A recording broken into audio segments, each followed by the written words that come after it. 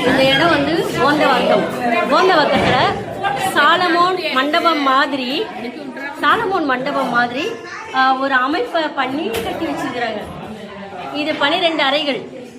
ரூபன் அறை, சிமியோன் அறை, லேவி அறை, யூதா அறை, செபுலோன் அறை, இசக்கார் அறை,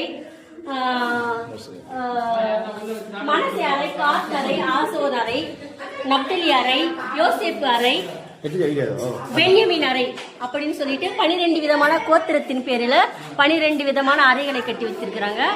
அங்க பாத்தீங்கன்னா பெந்தகோஸ்தே அறை. அது பிற்பாடு மேல பாத்தீங்கன்னா மோசே அறை. மோசேவுடைய உடன்படிக்கை பெட்டி வைக்கப்பட்ட அறை அது மோசேவின் அறை. அதன் பிற்பாடு பாத்தீங்கன்னா இது வந்து கண்மலை நீரூற்று அறை. கண்மலை நீரூற்று வர போல செட் பண்ணிருக்கிறாங்க.